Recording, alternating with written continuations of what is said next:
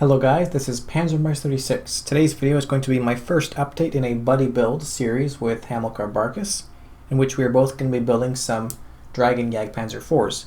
Actually, we're building the same kit, which is Dragon 6369, but we're doing a few different versions. I'm doing the L70 while he's doing the L48, and we're going to continue this buddy build with some updates on diorama we're working on and painting, weathering the vehicle, and so on. So there'll be frequent updates on this project in the background. This video, as the first update, will also kind of just be a post-build review of this kit, as I usually do, where I talk about the build, but instead of doing that, looking at all the parts in the box, I do it afterwards so I can actually talk about errors in the instructions and fit issues and everything like that. This is Dragon 6369, which is the July 1944 production Jagdpanzer 4 L48 with Zimmerit molded on. Really nice kit. Right off the bat, I'm going to point out things I've added that are not standard to the kit. That is the metal barrel that I've added for the L70 version, the long gun. I also used Aber photo etch upgrades in a few areas, so that's basically the front fenders, the fender supports here, and the tool clamps on the back, which I replaced with photo etch in some places. And I also used it for those little guys on the sheet metal covers for the exhaust there. But the kit gives you the photo etch for the rear lights and some of the tool, like the axe head, they give you the piece here and some of the stuff on that hatch. So you actually get some good photo etch in the kit. I also added heavy hobby 3D printed tracks, which I did because I didn't like the DS tracks to give you in the kit. DS is the Dragon rubber band style tracks that can disintegrate sometimes with different paints and UV exposure. I might go with a different set of tracks because these ones don't quite fit the return rollers properly. And I've also added a 3D printed Bosch light here, not for any particular reason other than that I just wanted to see how it looked because I've got some of these 3D details and I might as well use them. The kit gives you the plastic part for this and it looks fine. So yeah, the kit, like I said, gives you some nice photo etch. It's got the lovely molded on Zimmerit, and it was really nice to build. So let's go into a little bit more depth and we'll talk about kind of all the instruction errors that you usually have with Dragon and also the modifications I did to make it the L70 long gun version instead of the kit's L48 version.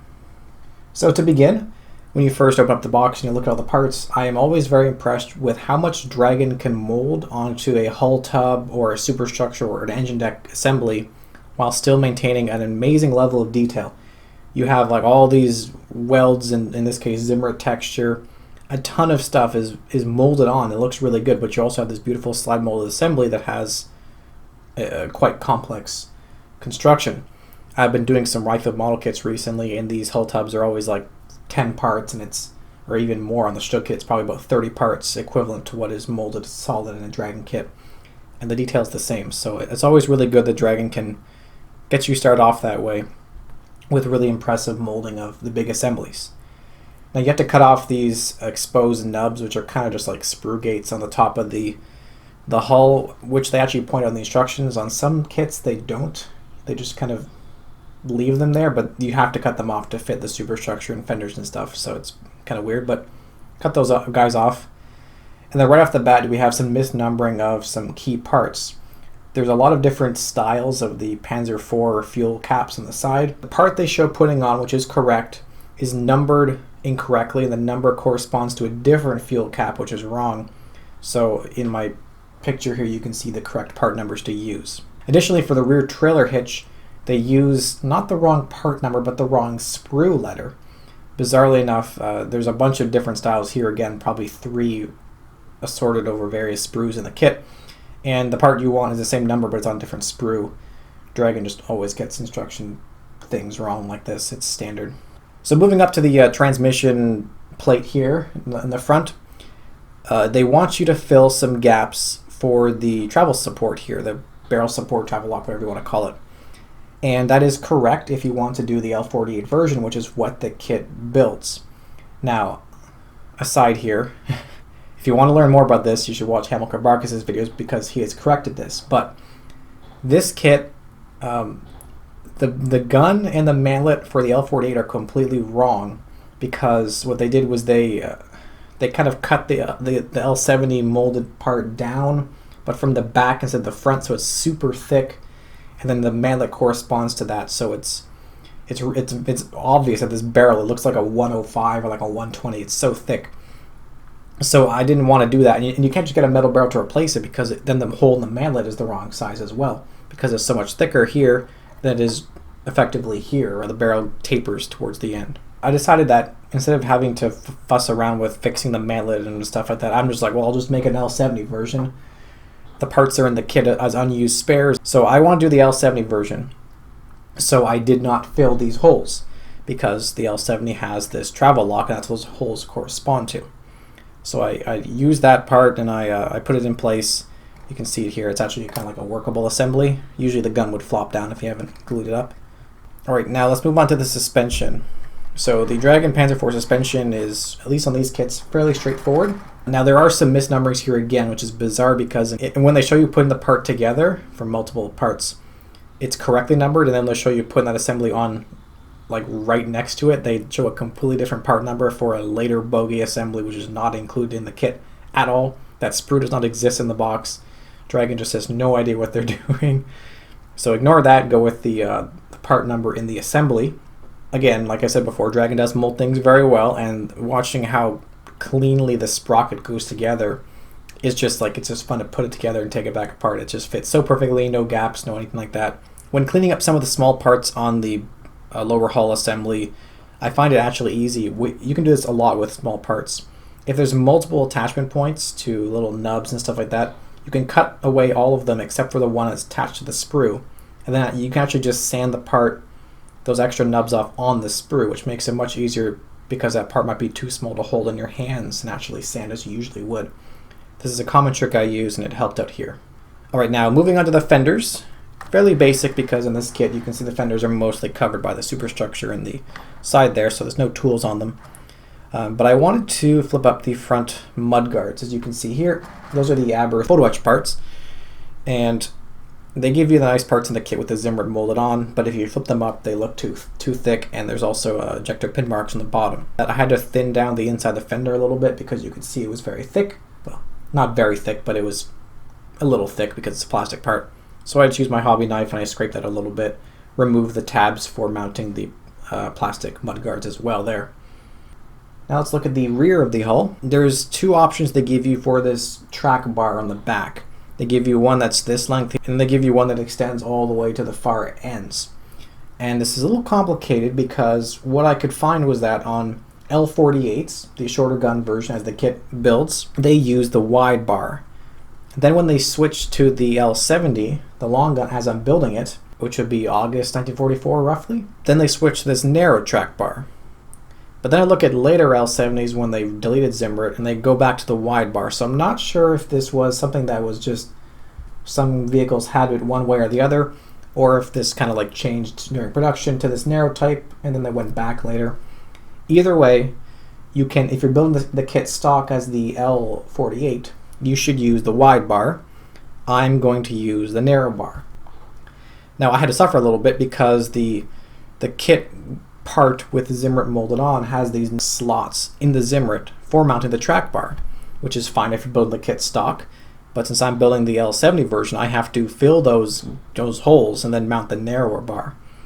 And that required filling in Zimmerit pattern, which is always tough. So what I did was I actually mounted the wide track bar, glued it in place, and then that actually let me cut it away. And in doing so, it had filled the gaps or the slots in that Zimmerit part, so that when I sanded it back, and I just had to kind of scribe the Zimmerit in there with a hobby blade, it was actually very easy, and you can't really notice at all that there were kind of holes right here in the Zimmerit that were very obvious before. All right, let's move on to the engine deck. Like I said before, it's molded as mostly one part, and it's very impressive how much detail they can get on there with the slide molding and keep it, one piece, which is pretty good for the assembly. I built this kit in probably 5 days total. First thing I should point out is that, again, if you're building the L70 version as I am, they changed this cover thing. It's like some access hatch to something in the engine deck. They tell you to put on the boxy type, but I did not use that because that's for the L48. Again, stock kit, use that type as they say. But if you're doing the L70 version like me, you want to use the one with the sloped sides, which is just right next to it, the other part on the sprue, so it's pretty easy to figure out. Next thing I did was I removed the bases that are molded on for some of the tool clamps for the, the I guess it's the jack and the C hooks, because I replaced these tool clamps with photo etch. Now let's get into tool clamps a little bit here. There's like about 4 types of German tool clamps. I know the Germans are a little crazy sometimes. One of them is a type that's only really used on Panzer IVs, and that's a wing nut style one. So it doesn't kind of unlatch and flip up as usual. It has like a wing nut, so it kind of like locks it in and it can slide out, and it just is a different style. I don't have those 3D printed because nobody makes them. So for those clamps, I use the Aber photo etch set that I use for the kit. It's just usual photo etch tool clamps. It's pretty finicky, but they look really, really good in the end. And also they're workable, so you can kind of play with them, and you can even leave your tools separate and then kind of like lock them in using the actual workable tool clamp. It's kind of fun for me, at least. For the other tools that don't have that style of clamp, which are things like the shovel, the starter crank, etc., they use the more standard German style. For those, I used MJ Miniatures tool clamps, which are 3D printed. So I actually just sand off the molded on tool clamp, the big blob on the plastic part, and then I cut the shaft of the tool right there. Then I can slide the 3D printed tool clamp on, glue the part back together, and then slide the 3D printed tool clamp back over that cut. And then I just glue it right in place, and you can't see the cut because the tool clamp covers it, and it looks really good. Now, you don't have to do this because the molded on tool clamps on Dragon kits are very good, but in my case, I kind of wanted to do the realistic thing where you have like, some of the tool clamps are empty, there's no jack, it's over here right now, and one of the wrenches is not mounted in properly over here, and I've got the track wrench in the barrel cleaning rod slot and stuff. I kind of like to make it a little bit kind of messy, as it would be in real life, and to do that you have to have empty tool clamps, and then you kind of have to use aftermarket. But if you're building a kit and you don't care about all this crazy stuff, you can just use the stock kit parts and it's no trouble. The track idler wrench thing here is mounted in the barrel cleaning rod slot. Now the barrel cleaning rod is actually specific to this version, which is the L70 long gun that I modified the kit to be. They give you this part for it in the kit unused, which is the equivalent part. It goes like that. You wouldn't use it for the L48, and they actually have you fill the holes that it mounts into with a little bit of putty or something like that. But as I did the L70, I wanted to mount this, so if you're doing that, you could use this part here unused in the kit, or as I did, I just used the Aber photo etch parts for the tool clamp, which is these guys right here. Oh, and I still have to mount the antenna base. I keep forgetting to put that on. Last but not least, I used a 3D printed T-Rex fire extinguisher empty holder, and I did not put the fire extinguisher where they wanted me to on the front. Again, you can put on the front correct for the L48, which is what the kit builds, but as I made the L70 long gun version, which is a little bit later, like a month later, I guess they moved the fire extinguisher to the engine deck, and you can actually see there's a points for it to be placed there. I just cut those away and I put the 3D printed part on there. Again, you can just use the stock kit part for the fire extinguisher, it's fine. And that covers the engine deck. A little bit complicated here, but as you can see, it kind of paid off with the level of detail we have improved the kit with.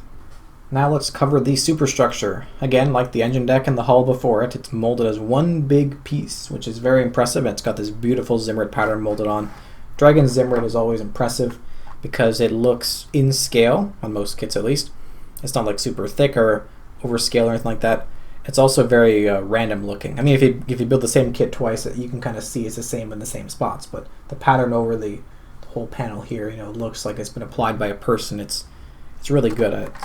I love Dragon Zimmerit kits, and I also am not skilled enough to do my own Zimmerit, so that's probably why I love them.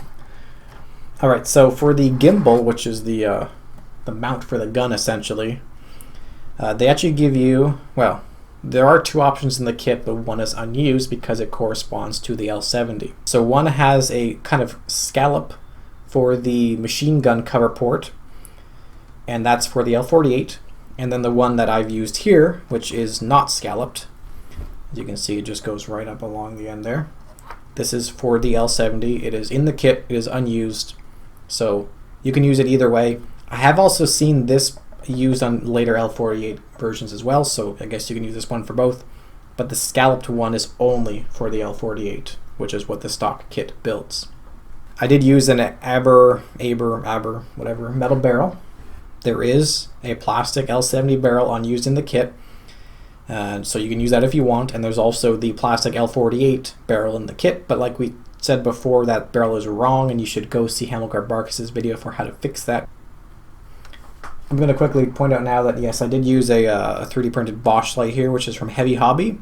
The kit part is plastic and it's fine. I just use this because I have 3D printed parts and I kind of like them. They look a little bit more detailed, but the kit part here is fine. One thing I added that was missing though is the conduit, the electrical conduit wiring, which goes from the end of the electrical port on the Bosch light to the actual little hole in the, like it's actually there. You can see where it would go. You just have to kind of get your own wiring and make that conduit there. All right, back to the superstructure itself. Let's look inside at the gun. I didn't bother putting most of this together because you can't see it even with the hatches open. But they do give you a full L48 breech and the radios at the back. So not much, but something. And they actually have you modify the parts for the L70 to fit the L48 breech. So you can also do the L70 breech if you want. All the parts are in there for both versions. Now for the roof, they give you an option for mounting the Nahverteidigungswaffe, the close defense weapon, grenade launcher, or the cover plate for it. You should mount the cover plate for both the L70 and the L48 because the actual grenade launcher was not fitted until later. And they also tell you not to put on this little lifting point at the back, and that you have you slice off the mounts for it. I think that's correct for the L48, but I found pictures of the early L70s with Zimmerit, and you can actually see that this thing is there. So again, if you're building this kit as I am with the long gun, leave that part on there. If you're not, cut it away and fill the little holes for it. If it's a little confusing, like I keep saying, do this for the L48, this for the L70, you should probably watch Hamilkar Barkas' video if you're doing the L48 because he did the L48 and he did it properly. So if you want to do a short gun, check his video as well for sure because it'll provide a little bit more clarity. Last up, they give you some options for the hatches open or close, and it really just narrows down to the kind of like the arms because they have different ends to correspond with how they should glue up if they're open or closed. As I'm going to do a diorama with this vehicle, I've mounted the hatches open, and there actually is some pretty nice detail in them, though there isn't much detail inside the vehicle, so hopefully the figures will cover most of it. But it looks pretty cool, and you can actually kind of like still move the hatches around a little bit. Like I could actually probably glue it closed if I want. The hatches just kind of sit open. So actually when I paint the camouflage, I might be able to kind of stick them closed, paint the camo so the stripes all line up, and then open them up later. And I mean, maybe, hopefully that works, but we'll see. A few other things to point out. Like I said at the very beginning, this piece of photo etch here to cover the hole, basically there's like a slot there. For as the gun would swing back and forth, the periscope has to move to follow it. So they actually give you the clear periscope part. You also have an option for a rain cover extension on it, which looks pretty cool. And they also get the clear periscopes for over there and there, and also for the hatch here. And you also do get clear parts for the driver's vision port there, but you can't actually see them because they're only on the inside and there's no full interior, so I don't know what the point of that is. You can also mount the machine gun port open. You just kind of swing it out and that should give you the full part inside, which is like the slot for the machine gun. And they also give you a little photo etch parts you can use for these little stoppers right there, the little triangles. But I figured that they would just fall off because they're very delicate and they actually look fine in plastic. So that's a rare time I will leave the plastic molded on blobs. Yeah, so that's about it for this kit. Like I said, it was a very quick build. I think I built it in 5 days, and it was very enjoyable. There was really no painful parts where there was, you know, like parts didn't fit, no horrible gaps. I didn't have to actually fill anything, but if you're doing the L48, you will have to fill the small holes for the travel lock, for the lifting point there, and also for the barrel cleaning rods, which is like a total of 6 little holes. Should be very easy. Actually, I didn't mention the set yet. Here's the set I used. Definitely helped, but as you can see, I didn't use like a quarter of the parts. I mean, this is meant for like, so you got a star antenna, you got the late type travel thing there. Got barrel support, more fenders. These I wouldn't. I would use these parts, but there's no Zimmerit on them, so I use the plastic parts. But some of the stuff is ridiculous. Like, why would I fold a periscope out of a foot wedge piece? Just use the plastic part. So yeah, I spent $20 on this, and I use basically the tool clamps and fender supports and the fenders. But it looks really good, and I like the photo etch where I used it. This kit was really good. I recommend it. You can obviously build both the versions of this kit, though if you want to do the L48, it's a bit tricky, so watch Hamilkar Barkas' video for sure. Also about Hamilkar Barkas, we are, like I said at the beginning, we're both building this kit, and we're both going to do a little diorama with it, maybe with some other vehicles and some figures. So this will be the first part of the Jagdpanzer 4 buddy build, and I hope you guys look forward to the future parts coming when we make more progress. I am also building an sdkfz 250 to go with this, so there will be a post-build review on that as well.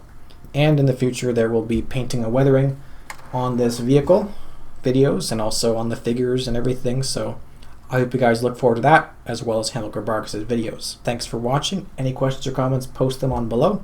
And if you like my content, want to support me buying kits and products and stuff, and also get a little bit of behind the scenes look, you can support me on Patreon with the link on screen now. That really helps me out. If you can afford to support me with a few dollars a month, it really helps out. Like I said, I'll see you guys next time. Until then, goodbye, stay safe, and happy modeling. See ya.